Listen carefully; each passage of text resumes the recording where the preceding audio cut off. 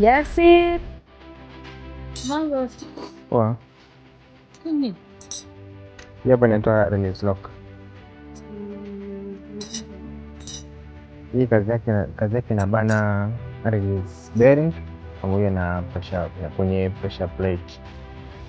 Hiyo ndo kazi yake. Hii inafunga hole, inafunga fao. Weight ya engine zote zinazotumia hii pressure plate. Hii release bearing inatumika hapo. Pressure plate. Kwa wale wanafahamu pressure plate, hii hapa ndio inafunga. Inafunga kwenye pressure plate. Hii unaona huu kama waya hii lock hii unafungua, hapo unaivisha kwenye pressure plate. Baada ya kuivisha unabana. Kisha bana, kisha kwenye pressure plate vizuri, unakuja unaingiza hapa release bearing. Unaingiza hapo ndani, unafungua hii. Kisha fungua hii hapa, unaingiza hapa release bearing.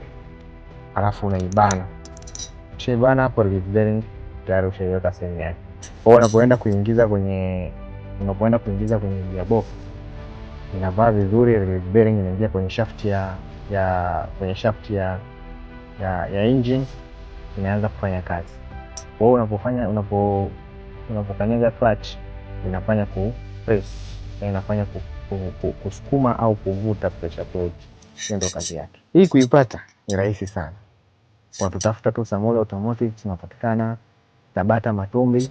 Wewe tafuta tu au ulizia mtu yeyote anafahamu. Samora Automotive tunapatikana Tabata Matumbi, lakini ukihitaji tunapatikana kwa namba za simu 0752 647.